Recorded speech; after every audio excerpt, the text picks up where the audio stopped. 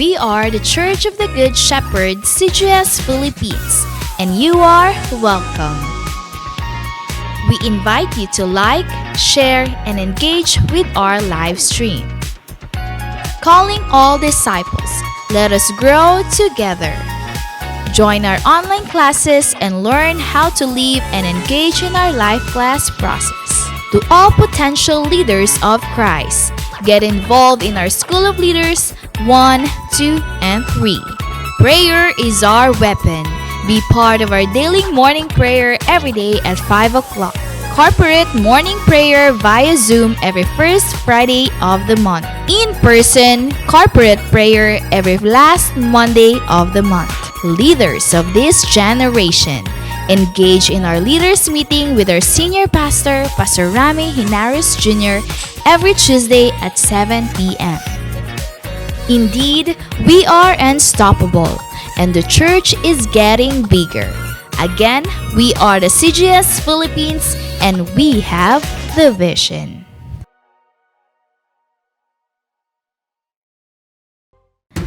The Church of the Good Shepherd, CGS Philippines, is a vision-driven church committed to manifest and apply the G12 core values.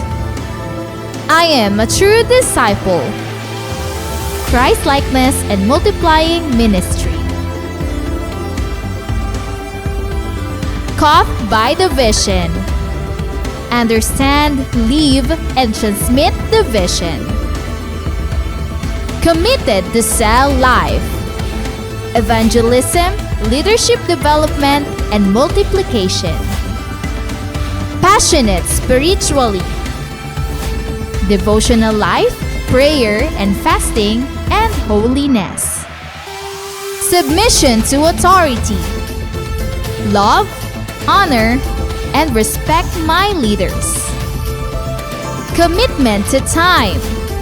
Manage and invest my time for the kingdom. Lifelong relationship.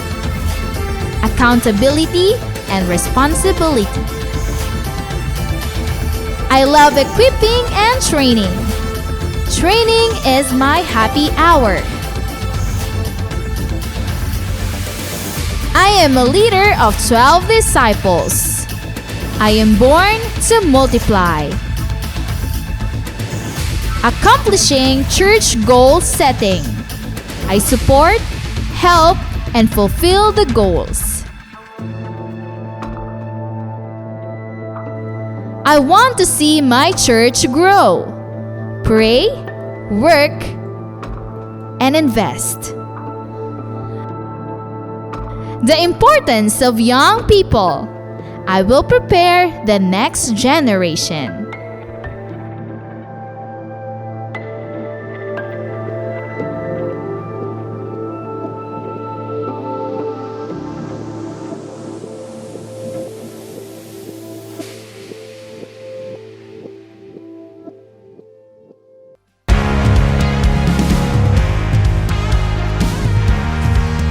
The Church of the Good Shepherd, CGS Philippines, is not just a building, but it is about people who embrace God's vision that lives its purpose, loving God and loving people.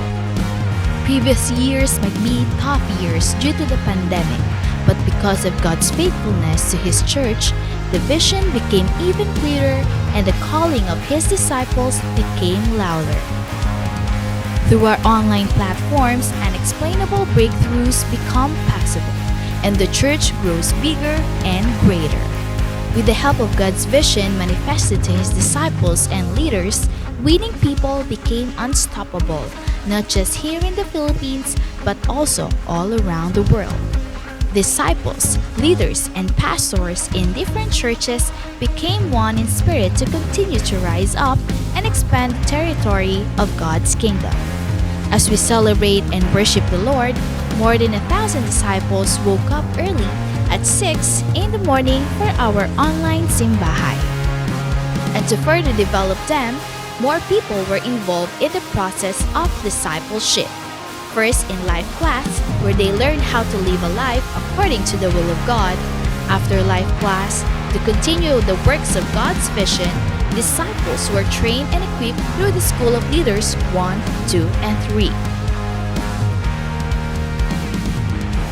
Truly, God is faithful and He will not let the church stay ordinary. This year, as the vision goes further, some of the pastors and leaders began to go to the places reached by our online platform. Together with Pastor Rami and Pastor Adele, the church visited some places in the Philippines to connect and expand God's kingdom, the church, and His vision.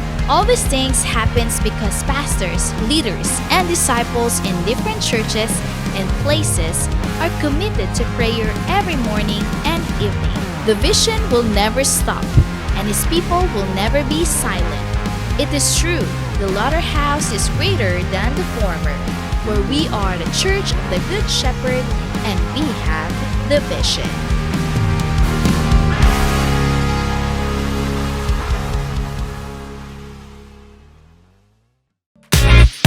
We are the Church of the Good Shepherd, CGS Philippines, and you are welcome.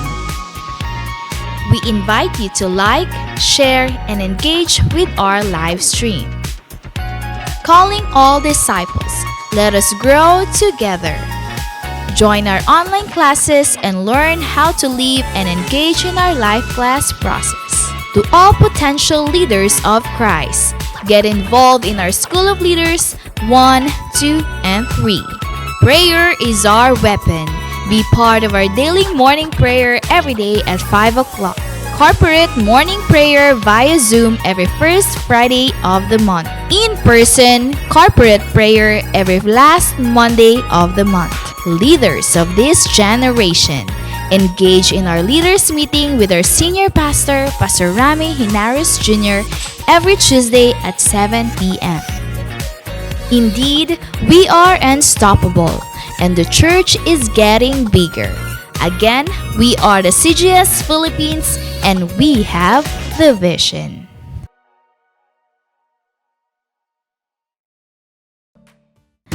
The Church of the Good Shepherd, CGS Philippines, is a vision-driven church committed to manifest and apply the G12 core values. I am a true disciple. Christ-likeness and multiplying ministry. Caught by the vision. Understand, live, and transmit the vision. Committed to sell life. Evangelism, leadership development, and multiplication. Passionate spiritually.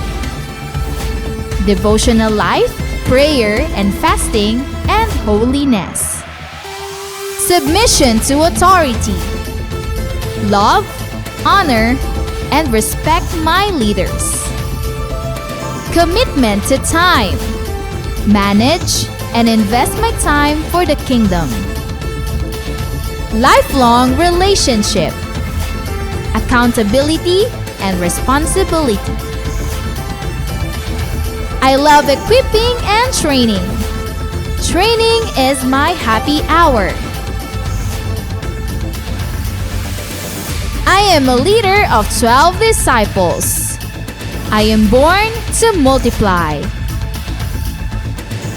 Accomplishing church goal setting. I support, help, and fulfill the goals. I want to see my church grow. Pray, work, and invest. The importance of young people. I will prepare the next generation.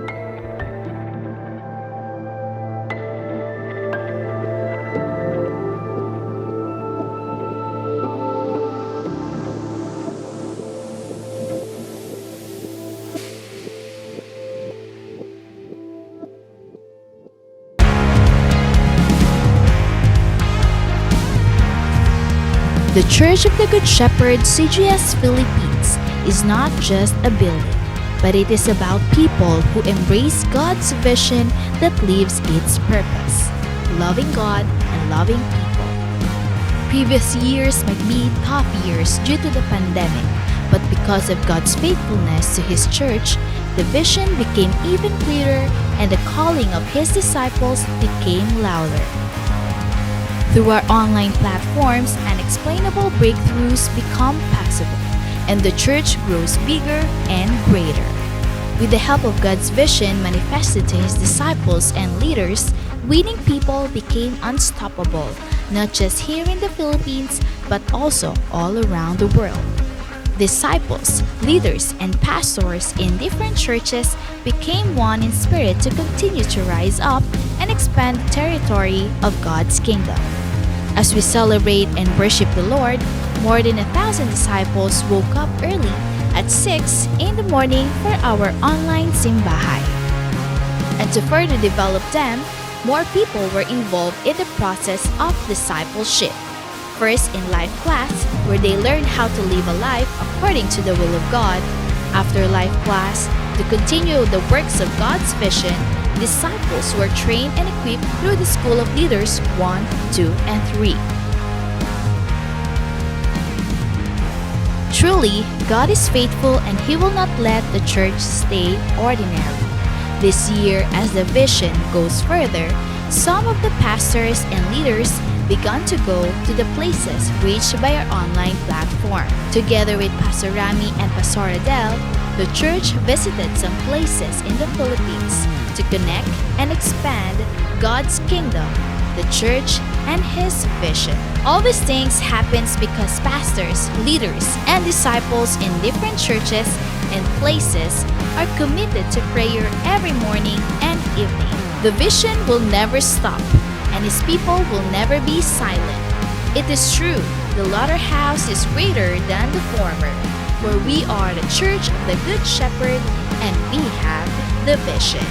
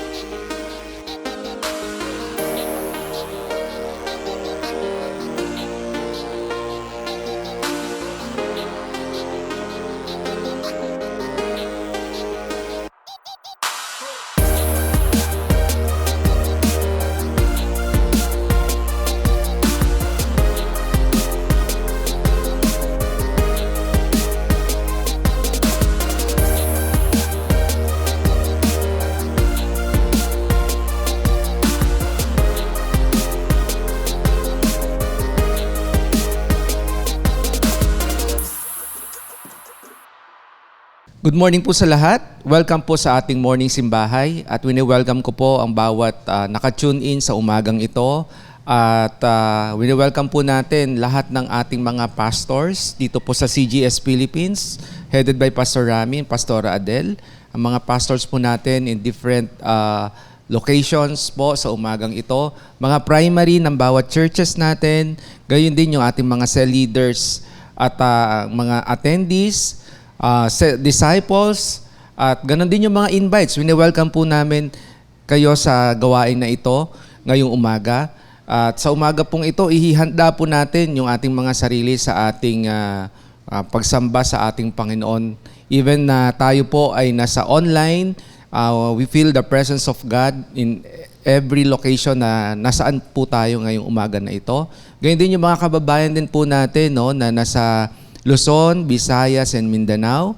Mga kababayan po natin na nasa different location, no, outside the Philippines. So mga OFW po natin at yung mga nagre-reside na, no, sa ibang bansa. So good morning po sa inyo. Welcome po at masaya po kami na kayo ay makasama namin sa umagang ito. At bago po tayo mag-umpisa sa atin pong gawain, inaanyayahan ko po ang lahat na ihanda po natin yung ating mga sarili. Gayon din, ihanda po natin yung ating mga Bible, ating mga notebook. Gayon din, most especially, no, yung ating mga sarili. Dapat wala po tayong ginagawang iba habang tayo po ay sumasamba sa oras na ito at nakikinig ng kanyang mga salita. So binigyan po tayo ng opportunity muli ng ating pastor na maghatid ng salita ng ating Panginoon. At gayon din, wini-welcome ko rin po, no, lahat ng mga invite na naka-tune in sa umagan pong ito. So muli, sa pag-uumpisa po ng ating gawain, tayo po ay sama-samang manalangin sa oras na ito.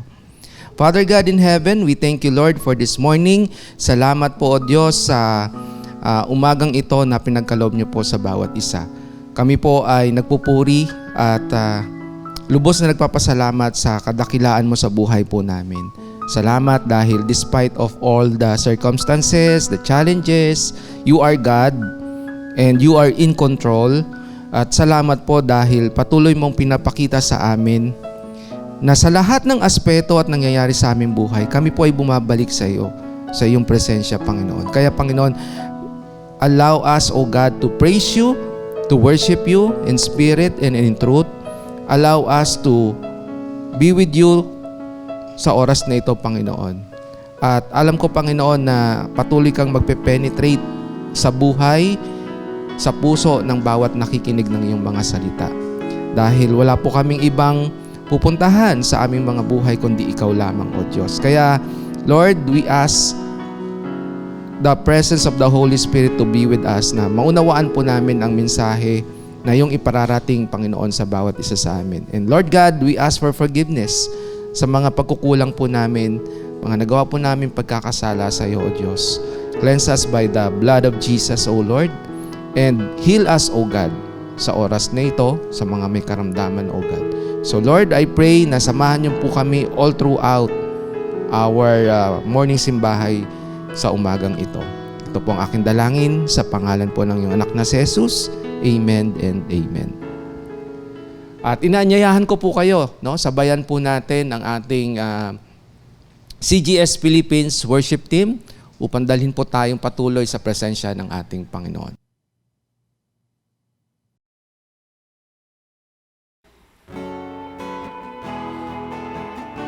Wala kaming naisang bitin, Panginoon, kundi salamat. Salamat sa lahat ng kabutihan mo. Salamat sa iyong kadakilaan sa aming buhay. So ngayon, ikaw ay aming papapurihan ng buong puso ko ang kaluluwa. Sama-sama natin ulitin. Ang katapatan mo'y walang hanggan. Naglinis ng puso, may karumihan. At kahit ilang beses mang mabigo, ako pa rin ay minahal.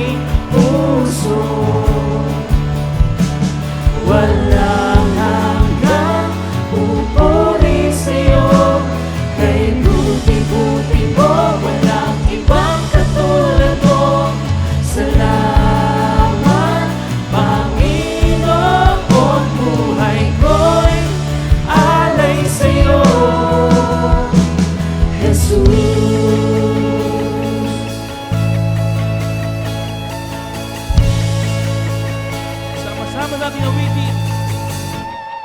Sa kahinaan, ika'y kalakasan. Sa karamdaman, ika'y kagalingan. Sa ingay ng mundo, ikaw ang kapayapaan. O sa suliranin, ikaw ang kasagutan. Sa aking pagtawag, ikaw ay nariyan. Hawak ang aking kamay, ang iyong pag-ibig ay walang humpay. O Yahweh, Yahweh, Diyos na di nagbabago. Yahweh,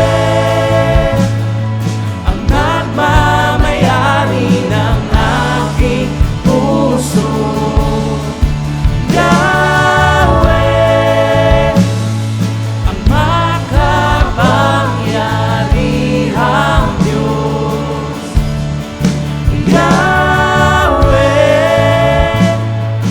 ang nagbago ng aking puso. Walang hanggang pupuri sa'yo. Kay buti-buti mo, walang ibang katulad mo. Salamat, Panginoon, buhay ko'y alay sa'yo. Yahweh, Diyos na di nagbabago. Oh, salamat, Yahweh. Yahweh, ang nagmamayari ng aking puso. Walang hanggan, pupuri sa'yo. Kay buti-buti mo, walang ibang katulad mo. Salamat, Panginoon, buhay ko'y alay sa'yo. Walang hanggan, pupuri sa'yo. Kay buti-buti mo, walang ibang katulad mo. Salamat, Panginoon, buhay ko'y alay sa'yo. Jesus.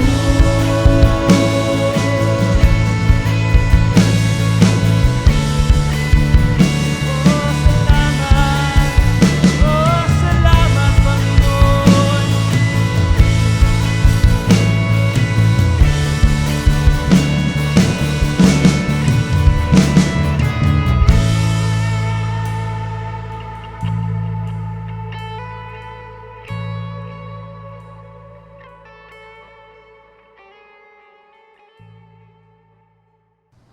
Salamat sa ating CGS worship team at ganun din sa ating multimedia, no, sa umaga pong ito. So, nawa na pagpala po tayong lahat sa ating narinig na awitin.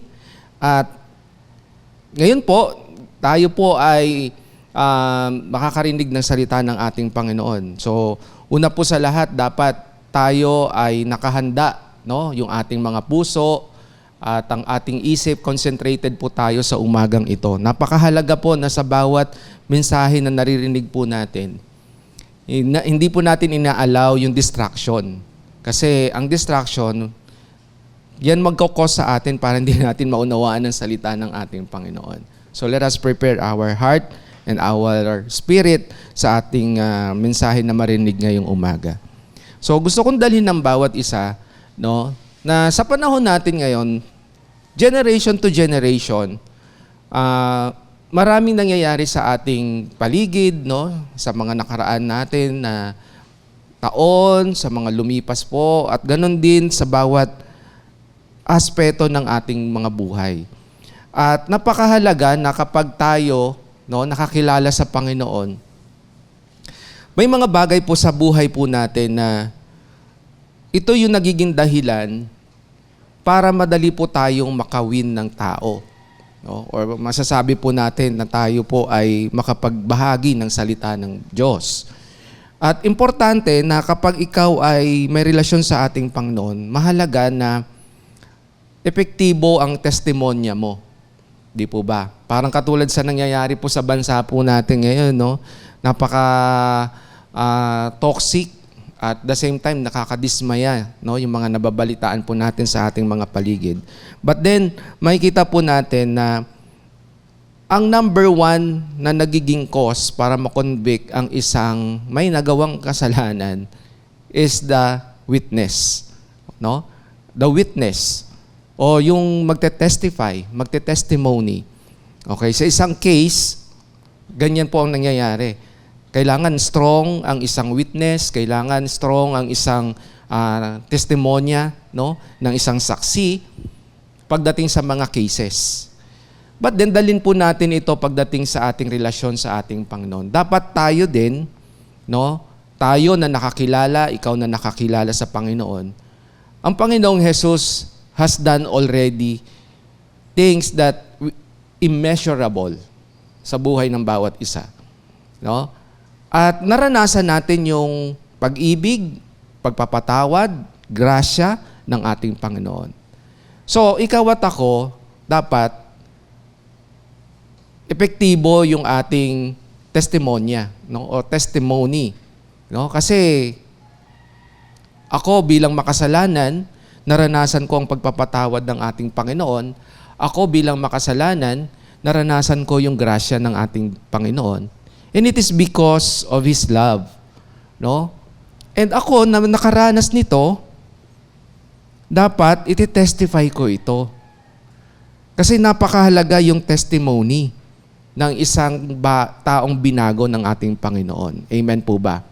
No? At ikaw na nakakilala sa ating Panginoon, dapat you are consistently maintaining your integrity. Di po ba? At the same time, kapag nakakilala tayo sa Panginoon, we know our direction. Okay? Kaya nga dapat, kung sa normal na trial, pre-trial, no, sa mga cases sa bawat korte, yung testimonya ng isang saksi, yun yung magiging basis para makonvict o hindi makonvict ang isang nasasakdal. So ganun din po, no? Katulad ni Pablo, nung nakakilala siya sa Panginoon, he is a great apostle because of his testimony kung paano niya na-encounter ang Panginoong Hesus sa buhay niya. Kaya mahalaga na ang testimonya mo hindi nagbabago. Amen po ba? Ang testimonya mo hindi nasisira. Amen? So, nais ko po kayong dalhin dito. Kaya si Pablo nung nakakilala sa Panginoon, ito po ang sinasabi po niya. So, buksan po natin yung ating mga Bible. No? Kasi nagkaroon ng urge, nagkaroon ng fire si Paul when he encountered the Lord Jesus Christ. No? At sabi po dito sa 1 Corinthians chapter 9, 16 to 18, hindi ngayo't nangangaral ako ng magandang balita ay maari na akong magmalaki, sapagkat yan ay tungkuling iniatang sa akin. Sumpain ako kung hindi ko ipangaral ang magandang balita. Verse 17, kung ginagawa ko ito ng kusang loob, ako'y may maaasahang kabayaran. Ngunit ginagawa ko ito bilang pagtupad sa tungkuling ipinagkatiwala sa akin ng Diyos. Ano ngayon ang aking kabayaran? Ang maipangaral ko nang walang bayad ang magandang balita at ang hindi ko paggamit ng karapatang nauukol sa akin bilang tagapangaral. So dito sa mga verses na binasa po natin, si Pablo emphasized the importance of gospel. No? Kasi siya bilang isang nakaranas ng pagpapatawad, pag-ibig ng Diyos sa kanyang buhay, naging isa siyang epektibong saksi, no? Epektibong testigo ng ating Panginoon because of what God or the Lord Jesus Christ done in His life. Amen?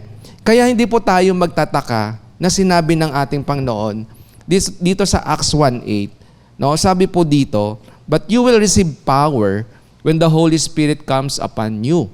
And you will be my witnesses in Jerusalem, in all Judea and Samaria, and to the ends of the earth. So, kung i-connect po natin yung mga verses na binasa po natin. Si Paul, he encountered the Lord Jesus Christ in his life. At when you have the Lord Jesus Christ, matik na may banal na espiritu ka sa buhay mo. Because the Lord Jesus Christ, when He resides in your life, the Holy Spirit, siya yung nagbibigay sa atin ng urge to share your testimony in life. Kaya mahalaga na ang isang disciple, iniingatan niya yung kanyang testimonya, yung kanyang patotoo sa buhay. At hindi dapat ito nasisira. Di po ba? Dapat consistently, you are doing something to be and continuously be an effective witness of the Lord Jesus Christ. Kaya dito makikita po natin, as we go through the message this morning, epektibong saksi ba ako ng ating Panginoong Jesus? Amen? Kasi all throughout, based dun sa ating mga nakikita sa ating paligid, sa social media, sometimes the testimony of those people that become a witness, naruruin. Because of what? Because of their integrity. Because inconsistency. So sa discipleship, mahalaga that we are an effective witness. Effective witness ng ating Panginoon. Yan po ang ating tema ngayong umaga. Effective witness. Pag sinabi nating effective witness, ikaw yung nanunumpa na magsasabi ng katotohanan at pawang katotohanan lamang.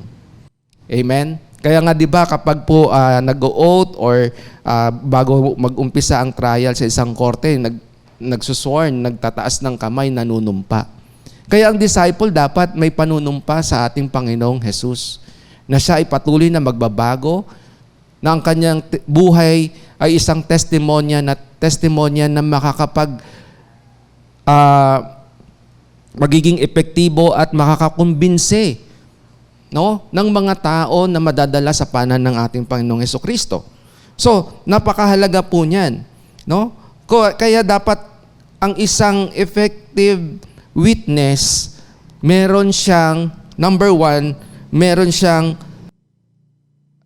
life of integrity. Kasi tingnan natin, paano natin malalaman na tayo ay magiging effective? Number one, must live a life of integrity. For us to be an effective witness ng ating Panginoon, dapat ang buhay na nabago sa iyo, dapat patuloy mo itong iniingatan. So kung ikaw ay isang disciple, you are very sensitive in what you are doing. Kung ikaw ay isang disciple ng ating Panginoon, you are consistently what? Sagrado sa iyo ang pagbabago ng buhay mo. Amen? That is integrity. We must live a life of integrity. Meaning to say, hindi ka doble kara. Ayun. Pag sinabing doble kara, pagkasama mo mga barkada mo na makamundo ka din. Pag magkasama mo yung mga kaibigan mo na nasa loob ng church, ganun ka din. So dapat ang isang disciple, nakakilala sa ating Panginoon, hindi siya doble kara. Hindi dapat nasisira ang integridad mo. At hindi nasisira ang ginawang pagbabago ng Panginoong Hesukristo sa buhay mo. Kaya nga ito yung ating drive dito sa ating church at sa bawat churches na meron po tayo. That we need to emphasize the vision sa buhay po ng bawat isa. At the same time, vital ang role ng bawat disciple. Sa leader, bawat nakakilala sa ating Panginoon, vital ang role mo, kapatid. Hindi dapat nasisira ang testimonya mo sa harapan ng ating Panginoon. So paano mangyayari yun? Dapat you maintain, o you live a life of integrity. Na sa kabila man ng mga nangyayari sa paligid mo, hindi ka basta-basta natutokso. Ayan. Kasi napakahalaga niyan, mga kapatid. Minsan, ang daling masira o ipagpalit yung ating integrity. Amen? Isang example, di ba? Yung mga nagtatrabaho sa mga government, yung mga may posisyon, di po ba? Para mailabas ang isang shipment, kailangan maglagay ang isang businessman. Ganon din, pagdating sa discipleship, for us to live a life of integrity, dapat ang patotoo mo, hindi nagbabago. Kung dati kang lasinggero, sugalero, sabungero, nung na-encounter mo ang Panginoong Hesus sa buhay mo, lahat yon nagbago.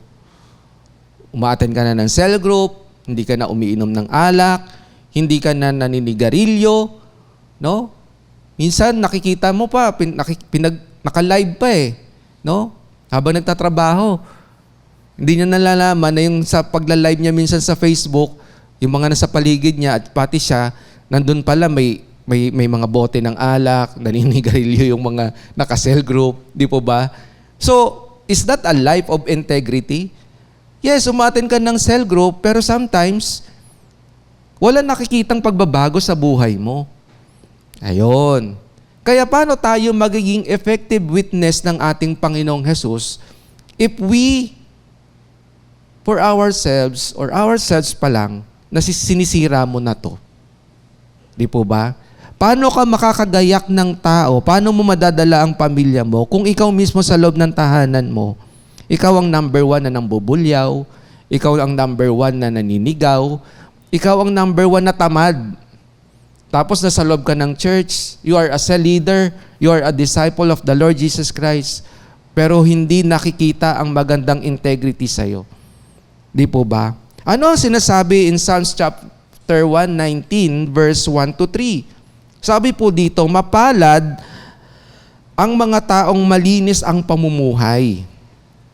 Kautusan ni Yahweh ang sinusunod araw-araw. Mapalad ang sumusunod sa kanyang patakaran, buong pusong naghahanap sa kanyang kalooban. Ang gawain ay matuwid, namumuhay silang ganap, sa kanyang kalooban ay doon sila lumalakad. Pansinin niyo po ang sinasabi po dito. Di po ba? Mapalad ang taong malinis ang pamumuhay. That is the question na kapag ikaw ay isang saksi o testigo ng ating Panginoong Hesus, dapat ang buhay mo ay what? Malinis. Di po ba? Dapat hindi nakikitaan ng mga bagay na makakasira ng imahe ng ating Panginoong Hesus sa buhay mo. Kaya mahalaga na ang isang disciple, he's very sensitive in what he does, in what he says, in what he is doing. Dito tayo nasisira minsan no? Paano tayo magsalita sa tao? Paano tayo nagpo-post sa social media? 'Di ba? Minsan ang ingay natin sa social media. 'Di po ba? Ang dami nating mga tinasabi nilang words tayo minsan hindi tayo sensitive, 'di ba? Nasa taga CGS ka pero ang mga wordings mo sa Facebook mo, sa timeline mo, negatibo. Ayun. So, how can we be an effective witness of the Lord Jesus Christ if we are doing such things that will ruin our integrity? Di po ba? Kaya mahalaga na sa isang disciple, na sa isang testigo ng ating Panginoong Hesus, we do not allow ourselves na tayo ay maruin, no, of what we are doing pagdating sa ating mga buhay. So how can we be an effective witness? Kailangan pangalagaan natin, no? Pangalagaan natin yung ating integridad. Amen po ba? We must protect our integrity. No? So how can we do that? Do not engage in mga sinful life. Di po ba? Kung ikaw ay sa leader, dapat tigilan mo na yung kay ML. Di po ba? Huwag mong ubusin ang oras mo sa mga bagay na hindi ka nagiging fruitful spiritually. Amen? Kung ikaw ay isang tatay na binago, dapat hindi ka na sabongero. Kung ikaw ay isang nanay na binago, dapat hindi ka na tsismosa. Di po ba? Hindi ka na naninira ng buhay ng ibang tao. Amen? Let us not engage to sin. Be holy because your testimony speaks integrity. Yung testimonya mo, kung paano ka nabago, yan yung integridad na meron ka. Di po ba? Ito nakakalungkot eh. Yung mga nawala na sa cell group, dati silang magagandang kanilang patotoo, no? Maganda yung kanilang tinataas nila ang Panginoong Hesus sa buhay nila nung nabago sila. Kamusta na ngayon? Nasaan ka na, kapatid? Di po ba? Nasaan ka na? Bakit yung iba nagle-left the group na? Di ba? So paano mo, pangarap mo na mabago ang pamilya mo, pangarap mo na mabago ang komunidad mo, pero ikaw mismo, hindi ka na totoo palang nabago. So anong nangyari? Nasira yung integrity mo. Wala nang maniniwala sa'yo kapag ang integrity mo nasira na, kapatid. Amen? So we must protect our integrity. Ito yung challenge sa atin na masustain natin yung integrity na meron tayo. Di po ba? Dapat totoo ang patotoo ng buhay mo. Amen? You always seek righteousness before God. Dapat totoo ka, hindi ka fake. Amen? Kaya nga yung mga, yung mga nagliligawan, di po ba? Lalo na yung mga kalalakihan natin, mga kabataan natin, ang daming bolero. Di po ba? No, dapat sasabihin niya sa isang girl, no, ang ganda mo.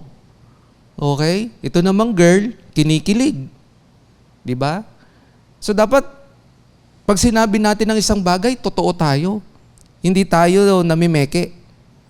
Amen? Dapat, kapag nagsalita ka, may integridad. Ganon din ang testimonya natin, yung buhay natin na meron tayo. Talagang nung binago ka ng ating Panginoong Hesus, pinangalagaan mo yan. Hindi mo yan sinira. Hindi mo hinayaan na mawalay ka sa presensya ng ating Panginoon. Because you need to be an effective witness of the Lord Jesus Christ. Grabe na ang nangyayari sa paligid natin. Di ba? Nakaraang mga weeks, dinaanan tayo ng bagyo, nalindol tayo, di po ba? At may sumunod ulit na bagyo. It is because of the witnesses na sometimes bumaliktad. Bumaliktad ang kanilang testimonya. Kaya nagagalit si Lord sa atin eh. Because our integrity, sinisira po natin yan. No? Kaya dapat tayong mga disciple, tayong totoo nakakilala sa Panginoon, dapat ayusin natin. How to become an effective witness. We need to, what? Sanctify the integrity that we have in our lives. Amen po ba? So nakakasira ng integridad, ano pa yung mga nakakasira ng integridad ng bawat isa? Yung pagsisinungaling, yung being a liar, not being truthful sa pangako mo. Yung nasa cell group ka, pero mabisyo ka pa din. Yung nasa umaattend ka weekly di cell group, pero walang nare-retain na word of God sa buhay mo. Tapos ang lakas mo magyakag pagdating sa outing. Ang lakas mo magyakag pagdating sa samgyupsal. No? Ang lakas mo magyakag pagdating sa kainan. Pero pagdating sa cell group, bigla kang nagle-left the group. Pinapalipas mo pa yung cell group. Alam nyo, experience ko to sa mga cell group na meron ako . Diba? Kung kailan Sabado, kung kailan cell group, doon may sakit. Kung kailan may cell group, doon may ganap. Ayan. So how can we be an effective witness?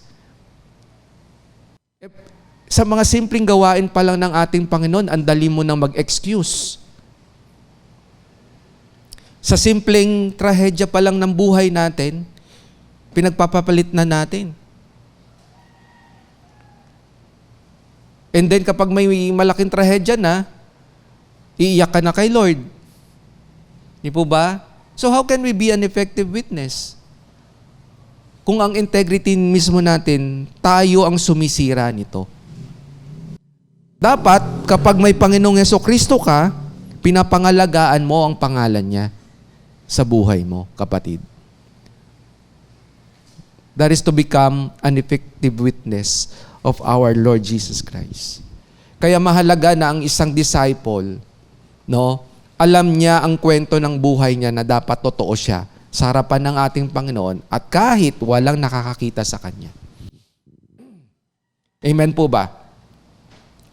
Number 2,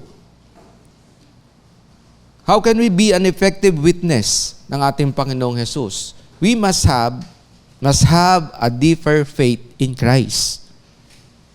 Deeper faith. Kasi pag sinabing, bakit ba deeper faith? Kasi merong mababaw na faith. Di po ba? Kasi di ba yung parable of the seeds? Tandaan niyo po ba yon? Sa Matthew, na may mga disciple na minsan mababaw ang kanilang faith. Kaya dapat tayo to become an effective witness of our Lord Jesus Christ, we must have a deeper faith in Christ. Na kahit binabagyo ang buhay mo, nakatingin ka pa rin kay Kristo. Kahit may karamdaman ka, kahit iniwan ka, nakatingin ka pa rin sa ating Panginoong Hesukristo. Hindi ka nang iiwan. Okay lang na iwan ka ng boyfriend mo, ng jowa mo. Wala ka naman ng talaga kapatid Nag-assume ka lang. Okay. Okay lang yon. Pero patuloy ang paglilingkod mo sa ating Panginoon. Amen? So, to become an effective witness, a deeper faith. Ang pananalig mo sa ating Panginoon dapat hindi natitinag. Amen? Dapat nilalaliman mo pa yan. Kung alam mo na medyo weak ka pa, laliman mo pa. Kaya believe ako sa mga tao na despite of their uncomfortable life, yung mga kababayan natin na nasalanta, lalo na sa lugar ng Daang Bantayan sa Cebu, yung mga kababayan na natin na nakaranas ng matinding trahedya. But still, pinaglalaban nila na makapag-morning prayer sila, pinaglalaban nila na maka-attend sila ng morning simbahay, pinaglalaban nila. Na kahit sa discomfort ng tragedy ng buhay nila, nandun yung paglilingkod nila sa ating Panginoong Hesus. Nandun yung kauhawan nila. At alam nyo ba na bawat ginagawa natin, pinapakita natin yung sakripisyo natin sa ating Panginoon sa mga gawain niya, despite of our discomfort, despite na namatayan ka, despite na puno ka ng utang, nagtitiwala ka pa rin sa Panginoon. Alam nyo ba nangyaya? Ito yung mga tao na talagang ang buhay nila ay magandang testimonya. Na kahit may bagyo ang buhay nila na puno ng trahedya, nananalig sila sa ating Panginoon. Because they know for themselves na ang Diyos ang may hawak ng lahat. He is in control, mga kapatid. Kaya we must have a deeper faith. So, ikaw kapatid, kamusta yung pananalig mo? Baka naliliglig yan. Dumarating talaga sa point ng buhay natin na naliliglig ang ating pananalig. Amen? Pero kapag nilaliman mo ang pananalig mo sa ating Panginoong Hesus, that will become a reason to effectively na maging witness ka ng ating Panginoong Hesus. Amen po? Kaya sabi po, buksan po natin sa Romans chapter 10:17. Kaya't ang pananampalataya ay bunga ng pakikinig at ang pakikinig naman ay bunga ng pangangaral tungkol kay Kristo. So dapat patuloy tayong makinig. Huwag tayong magbingi-bingihan. No? So linis-linis din ng tenga. mga kapatid, no? Linis-linis din. Kaya dapat tayo bilang disciple ng ating Panginoon, makinig.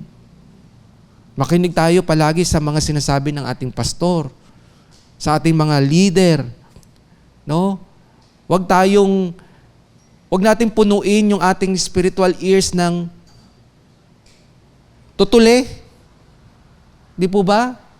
Huwag natin lagyan ng bulak yan. So kung paano tayo kinokorek? Magpasako po tayo. So how can we become an effective witness? Deeper faith. Ito iniwan lang ng boyfriend, iniwan lang ng girlfriend. No?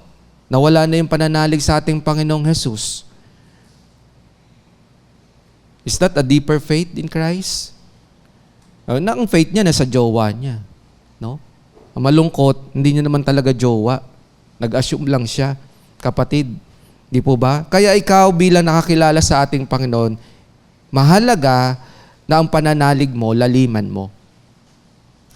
Nakakilala ka sa Panginoon, mahalaga na kahit binabagyo ka, patuloy ka nagtitiwala sa ating Panginoon. Amen? Because what? Ano sinasabi sa Hebreo chapter 11? 1-3. Okay? Pakinggan natin, no? Basahin po natin. Hebreo 11, 1-3. Ang pananampalataya ay katiyakan ng mangyayari ang ating mga inaasahan. At paninindigan tungkol sa mga bagay na hindi na nakikita. That is faith. Verse 2, kinalugdan ng Diyos ang mga tao noong unang panahon dahil sa kanilang pananalig o pananampalataya. Dahil sa pananampalataya, nauunawaan natin ang sanglibutan ay nilalang sa pamamagitan ng salita ng Diyos at ang mga bagay na nakikita ay ginawa mula sa mga hindi nakikita. And because of faith, amen, naniniwala tayo na kahit hindi natin nakikita, because God is Spirit, di po ba? Nananalig tayo na tayo ay iniingatan. No? Nananalig tayo na kahit na binabagyo tayo ng pagsubok, no? Nakaratay ka man ngayon sa oras na ito, spiritually, physically, financially, emotionally, hindi nagbabago ang pananalig mo bagkus lumalalim pa yan dahil kay Kristo. So paano pa natin yan palalalimin? Read the Word. Obey the Word. Practice the Word. The Word of God sa buhay mo, kapatid. Ito yung mga essential na dapat na ginagawa natin for us to be an effective witness of our Lord Jesus Christ. Paano dadami ang cell group natin? No? Kung may nag-left the group, umiyak ka na lang. Paano dadami yung laman ng cell group natin kapag may nag-tantrums, affected ka na kaagad? Amen? Is that a deeper faith in Christ? Hindi. May umalis lang sa'yo, no? Dinilit mo na ang GC nyo. Grabe ka, kapatid. Nasaan ang faith mo? May 5 pang naiwan sa cell group mo, inalisan mo na. Dapat nagwi-win soul ka. Di po ba? Kaya nga, ang buhay mo, mahalaga yan. Ang testimonya mo, mahalaga yan. Ang patotoo mo, mahalaga yan. Di po ba? Iniwan mo lang, may nangyari lang sa pamilya mo, no? Pinagalitan ka lang ng nanay mo, dahil hindi ka nagugas ng plato, ayun. Ikaw mismo, nanguna na, nag-left the group sa GC nyo. Ikaw yung leader. Di ba? Is that a deeper faith, kapatid? Nakakalungkot, no? Tapos natisod ka lang, nakarinig ka lang ng mga correction sa leader mo, ayun, hindi ka na nag-win soul. No? Hindi ka na umaten ng soul 2. Hindi ka na nag-life plus. No? Natisod ka kaagad. So, is that a deeper faith? Mga kapatid, paano tayo magiging epektibong witness ng ating Panginoong Jesus kung sa mga simpleng bagay pa lang, affected ka na? So sa mga kabataan, no, na wala pang boyfriend or girlfriend, huwag kayong assuming muna. Di po ba? Concentrate muna kayo sa discipleship. Di po ba? Yung nag-high lang sa'yo, hinimatay ka na kaagad. Di po ba? Is that a deeper faith? Tapos nung hindi ka na sinisin, ayun. Apektado ka na, kapatid. No? Kaya yung mga kabataan, sabi nga ni Pastor nung nakaraan sa bonfire, di ba? Mga pokmaru. Ayan, mga pokmaru. Di ba? Tapos nung nagka-jowa naman, ayun, naging matigas na ulo. Umalis na ng church. Ayun. Active na sa Facebook. Open na sa public ang kanilang relationship. Yan. Makikita mo dito minsan, mapapailing ka na lang eh. Di ba? Ito dati to sa church eh. Di ba? Dito na-develop to sa church eh. Tapos nung nagka-jowa lang, iniwanan ng church. Nagka-work lang, iniwanan ng church. Diba? Iniwan ng ministry. Dahil kinilig na. No? Sa sobrang kilig, ayun, nalaglag na sa upuan. Yan yung mga bagay na nakakalungkot minsan. At yan ang nagiging cause kung bakit nasisira ang ating integrity. At hindi tayo makakonvince ng tao na dalhin natin sila sa paanan ng ating Panginoong Hesus. Because something is wrong pagdating sa kanilang faith. So how can we be an effective witness at ang pananalig mo sa ating Panginoon Hesus ay mababaw? Ang dali mong mabunot. Ang dali mong matumba. Dapat kung madali kang matumba, ang bilis mong makabangon. Amen? So how can we do that? By hearing, reading the Word, and engage yourself constantly to God in prayer. For us to be what? Have a deeper faith in Christ. Amen? You trust God even difficulties in life, even hardships in life. Dahil kapag nalagpasan mo ito, tiyak na maraming maniniwala sa Diyos mo. Kahit marami kang pinagdadaanan sa oras na ito, but because you have a deeper faith in Christ, maraming tao ang makukumbinse. Nadalhin sila at makilala rin ang Panginoong Hesus mo sa buhay mo. Amen? Kaya importante ito mga kapatid, dapat ang isang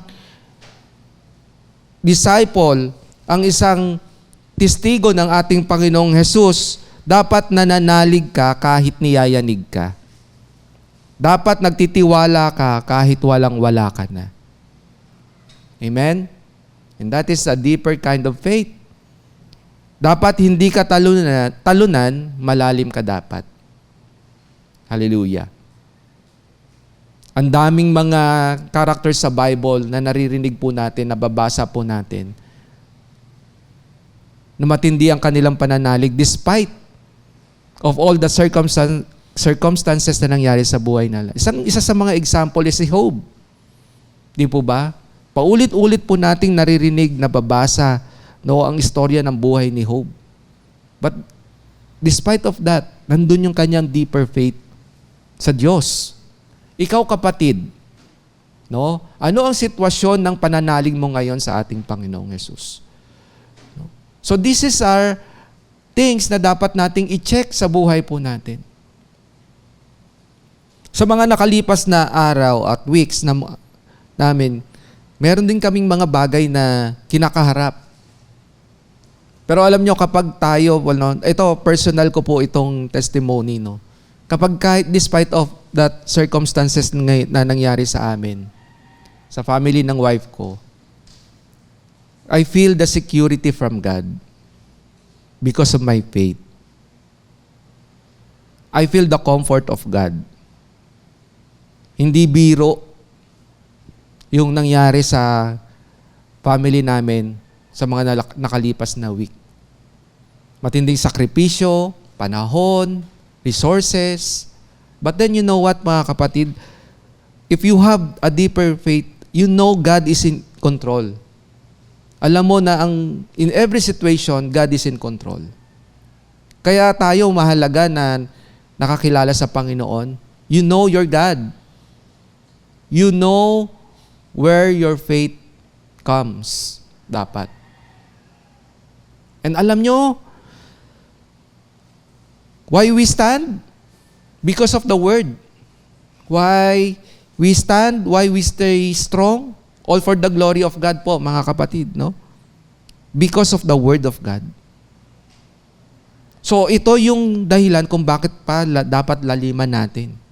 And that is my personal belief.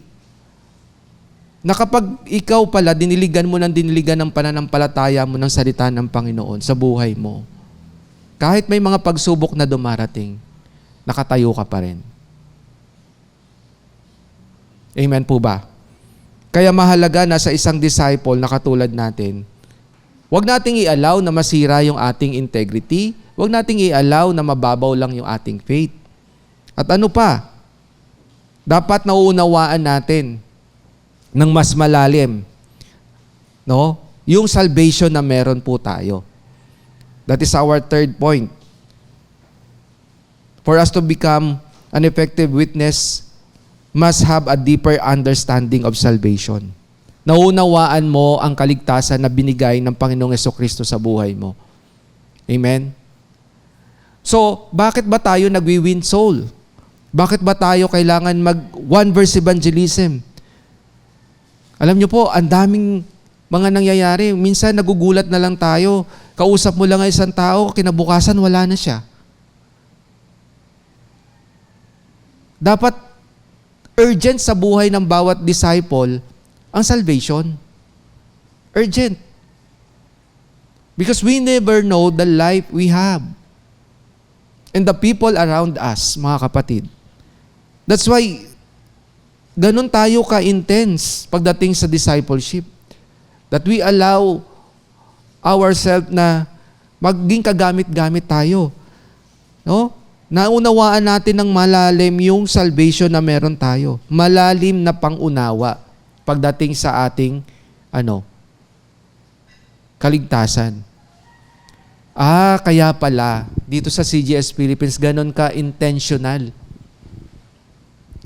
ang salvation, ang winning soul. Because I know for myself na hindi lamang natigil ang salvation sa akin. Dapat ibahagi ko din to sa ibang tao. Kaya alam nyo mga kapatid, bakit nangyayari sa bansa natin na maraming korupsyon, maraming magnanakaw, no? Maraming mga krimen sa paligid natin?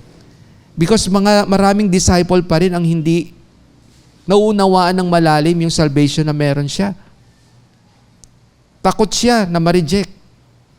Yung dala-dala nating salvation, dapat binabahagi natin to sa ibang tao. Amen? Kasi naranasan mo yung pag-ibig ng ating Panginoong Hesus eh. Naranasan mo yung pagpapatawad niya. So bakit mo i-contain lang sa sarili mo? Which is hindi dapat.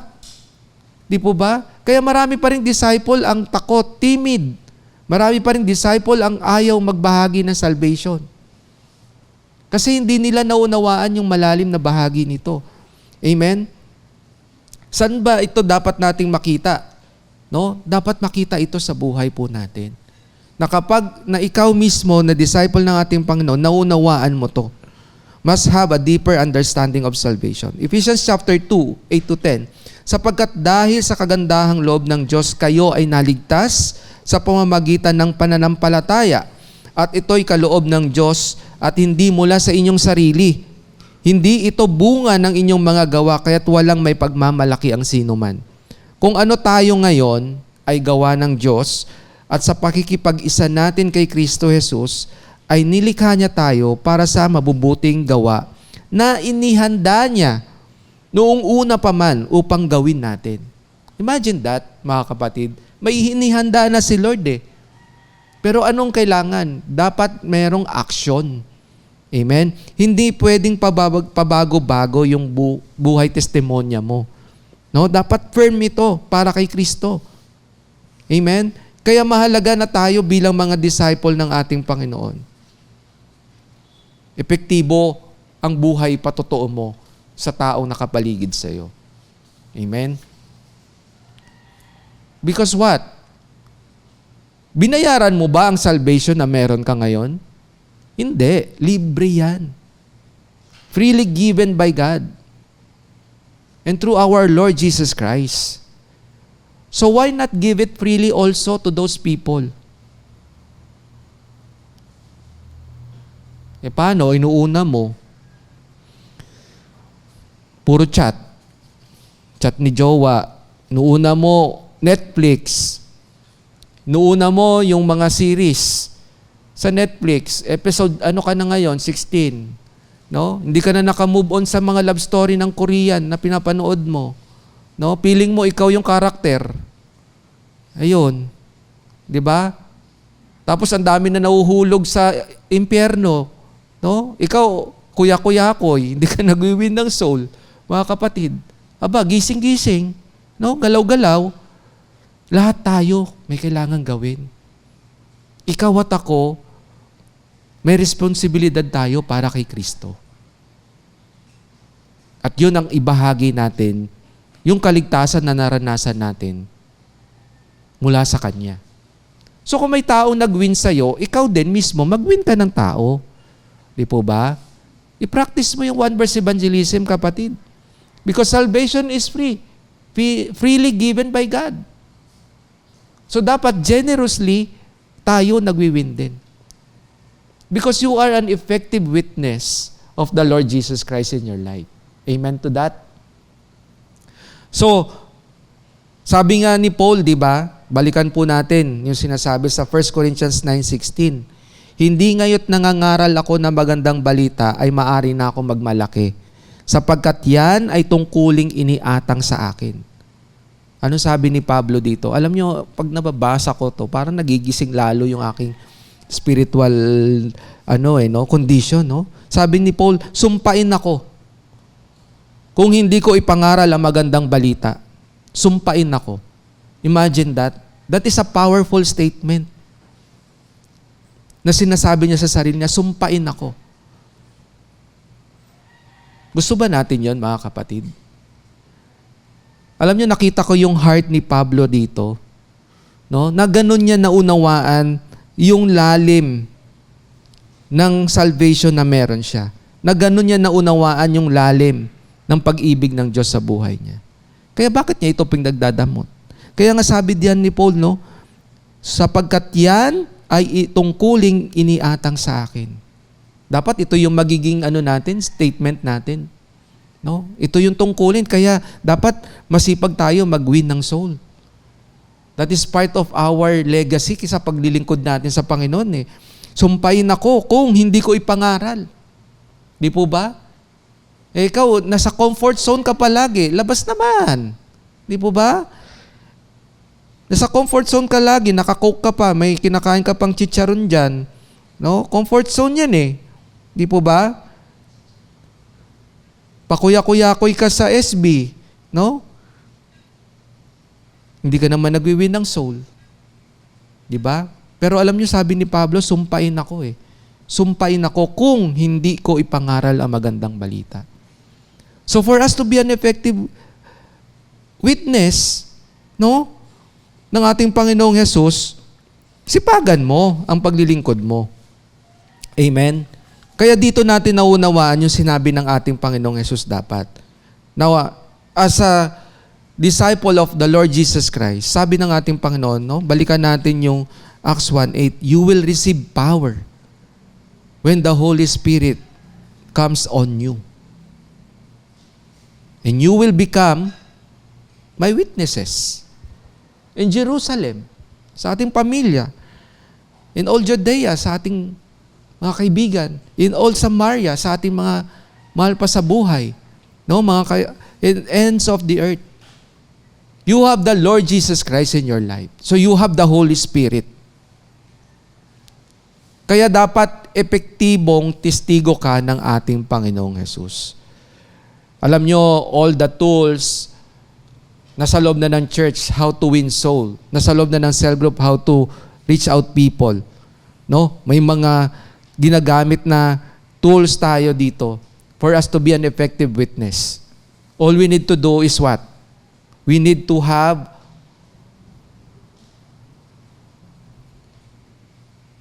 the Lord Jesus Christ in our life. For us to be an effective witness, kailangan pinapangalagaan natin yung ating integrity, Meron tayong malalim na pananalig sa ating Panginoong Hesus at meron tayong malalim na pagkaunawa sa salvation o kaligtasan na meron tayo. Kaya sumpain tayo kapag hindi natin ginawa yung pinagagawa ng ating Panginoong Hesus. Sumpain tayo kapag hindi natin ipinangaral ang mabuting balita. Marami pa ang kailangan nating abutin. At maraming testigo ang kailangan ng ating Panginoong Hesus to reach out people na nasisira ang buhay nila because of money, because of greediness. No? Marami pa. At marami tayo, kailangan tayong kumilos. Kailangan nating makiisa. Kailangan maging ang buhay natin ay buhay na hindi nasisira ang ating testimonya sa harapan ng ating Panginoong Hesus. Amen to that, mga kapatid. Kaya I hope na sa umagang ito, nabuksan yung bawat isa sa atin. Check our life. No? Am I effective witness of the Lord Jesus Christ?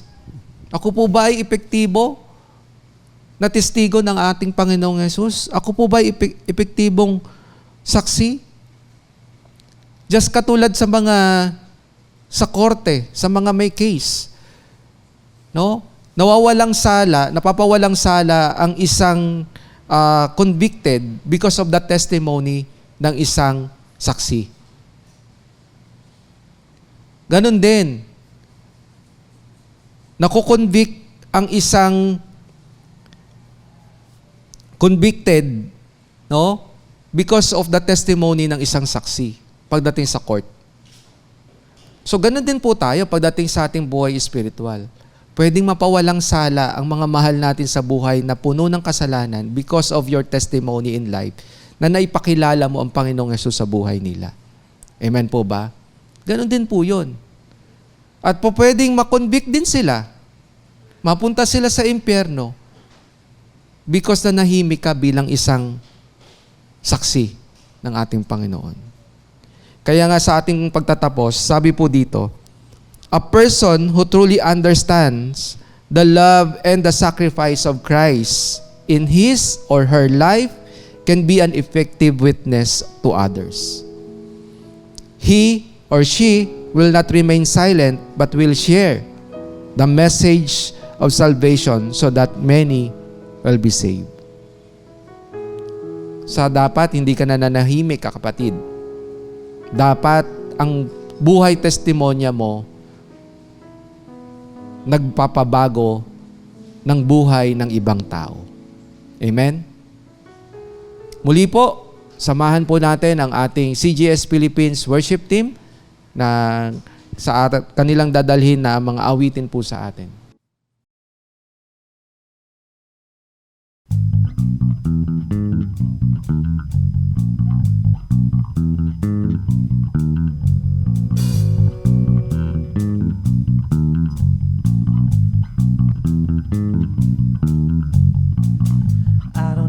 What they say about me, it's alright, it's alright. And I don't care what they think about me, it's alright. They'll get it one day, 'cause I love you and I'll follow you. You are my life, and I will read my Bible and pray. I will follow you all day.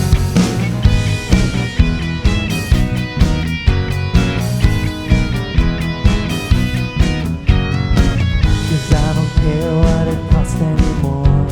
Just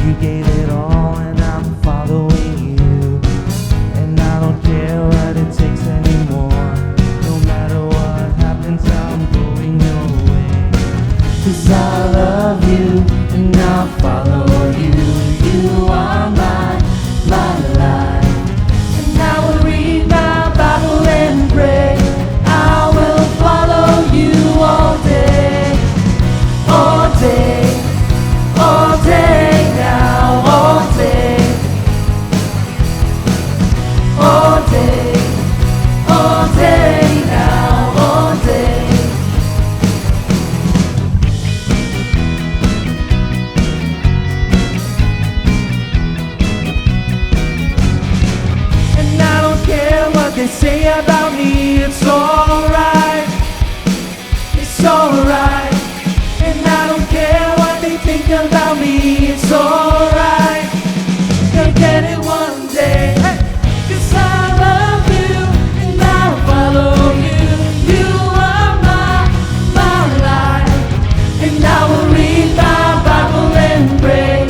I will follow you all day. All day.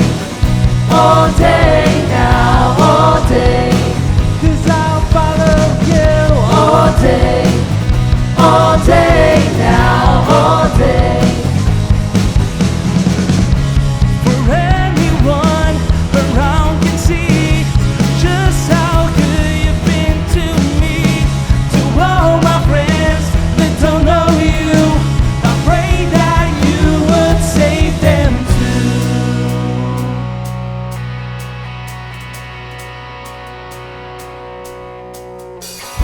All day now, all day.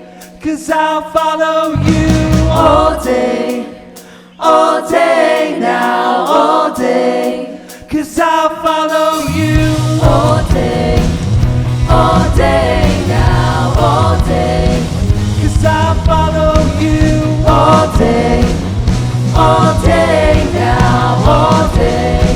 'Cause I'll follow you all day now, all day. 'Cause I'll follow you all day now, all day. All day you want, all day now, all day. Just how good you've been to me, all day. My friends, all day now, all day. Pray that you would save them too.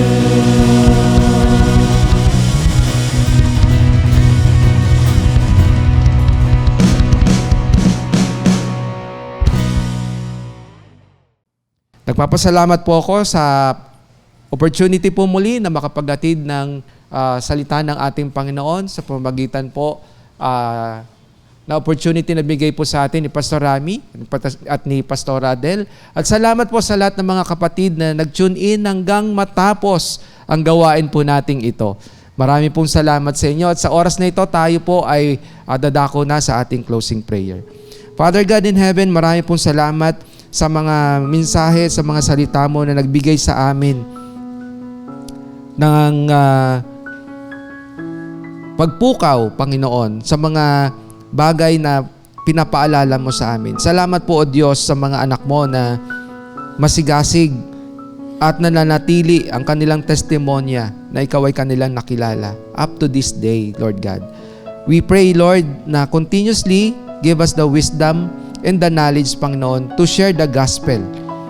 Give us the courage and let the Holy Spirit be upon us to become an effective witness for the salvation ng mga taong nakapaligid pa sa amin. Nakilalanin pa namin, Panginoon, na meron kaming gampanin, meron kaming responsibilidad to share the gospel, Panginoon, at maranasan din nila sa buhay nila ang kaligtasan na meron po kami. Sa oras na ito, Panginoon, nagpapasalamat po kami sa kabutihan mo sa buhay ng bawat isa sa amin, O Diyos.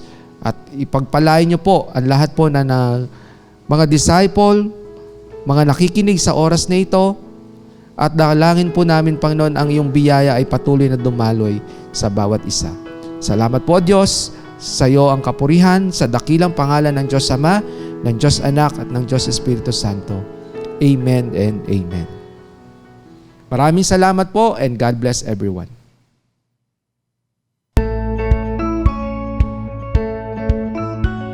Hope you've been blessed by the message of God today as we continue to extend our calling in loving God and loving people even in online and keep you more updated to our journey in God's vision. Connect to us wherever you are. Like our Facebook page, follow us on our Instagram account,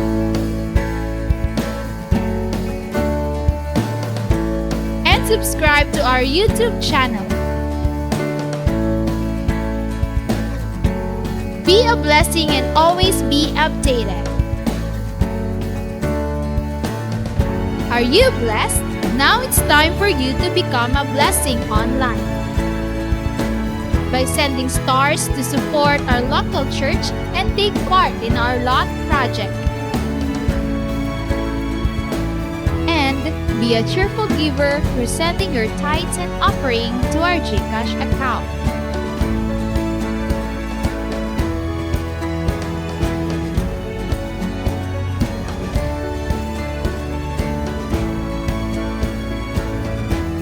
See you on our next online worship.